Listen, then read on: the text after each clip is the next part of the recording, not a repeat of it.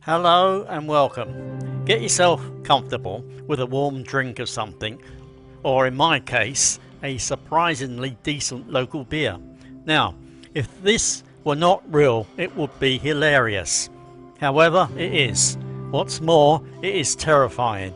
You see, I have retired to Isaan for peace. The heat, the geckos on the wall, the simple pleasure of a morning coffee that does not taste of Whitehall despair. However, you cannot escape it. The news from Blighty follows you like a persistent mosquito. On top of that, currently, it is buzzing a particularly ridiculous tune.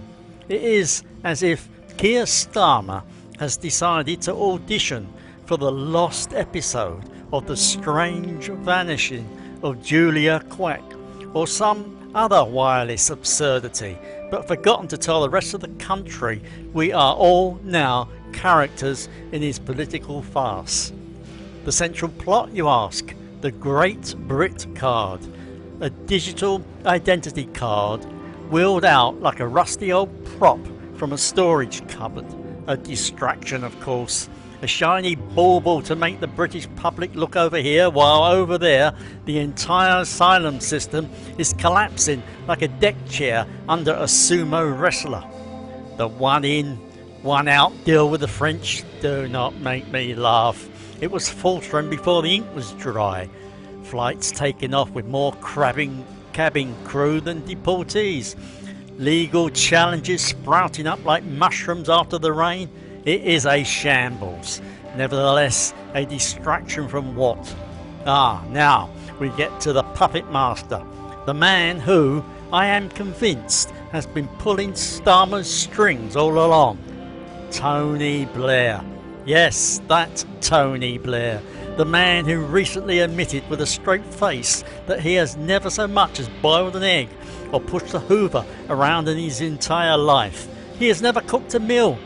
I would not let him run a bath, let alone a Middle East peace process. Yep, there he is, wafting about, wanting to run the show in Gaza. He is like a man who has only ever read the menu, now trying to take over a Michelin-starred kitchen. Furthermore, this Brit Card, it is one of Blair's old pet projects, is it not? Dusted off and presented as Starmer's bright new idea. It is a 2-for-1 for Blair.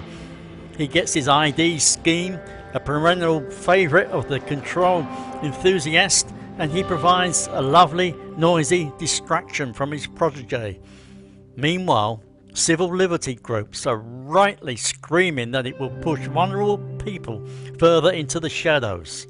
Even Reform UK and the Tories, who are hardly paragons of liberal virtue, are calling it out for what it is. A flimsy curtain trying to hide a stage of deeper failures. Moreover, get this, even Labour's own MPs are revolting. They see it for the expensive or authoritarian nonsense it is.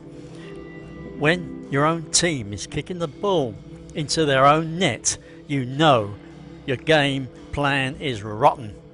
It is the disconnect that staggers me. Blair from his air-conditioned sentence and Starmer from his laurely bubble, devising schemes for a populace whose daily struggles are as foreign to them as a rainy Tuesday in Rochdale is to the sunny afternoon in my Isaan village.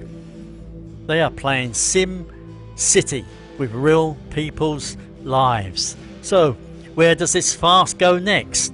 The script offers a new tantalising possibilities. First, a policy reboot. Starmer might have to quietly abandon this ID card nonsense before it becomes an albatross. Slink back to something less flashy like community policing or international agreements that actually work. It would be an admission of failure, but less humiliating than the coming car crash. Second, legal reform. And by reform, I mean demolition. There are mutterings in the party about ditching the Human Rights Act for immigration cases. Can you imagine? The legal explosion would make Krakatoa look like a damp squid. It is the nuclear option, ethically bankrupt and practically insane.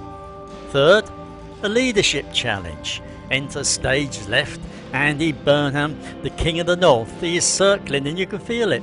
With internal dissent growing, Starmer's grip on the Labour leadership could be tested sooner than anyone thinks.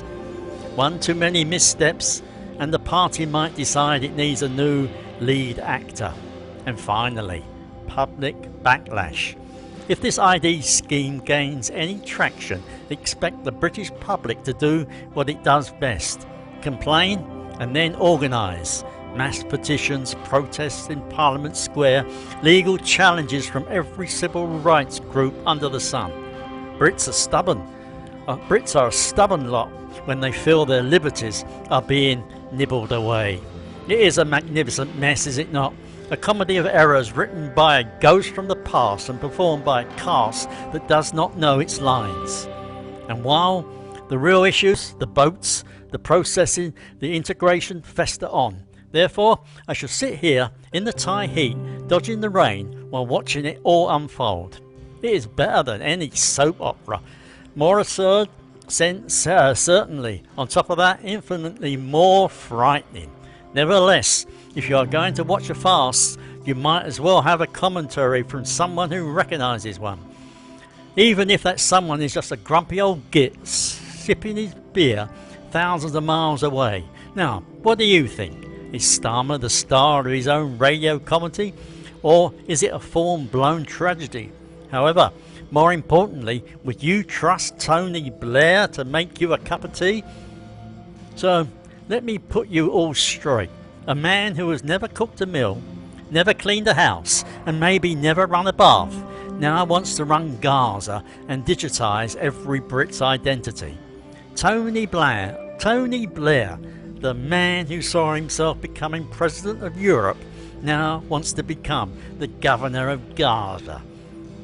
If this were fiction, it would be rejected for being too far-fetched. However, it is not. It is real. Moreover, it is happening. Welcome to the Blair's Ghost and Starmer's Farce. Let me know what you think in the comments. I could use the entertainment. Take care, Britain. I am watching, and goodbye.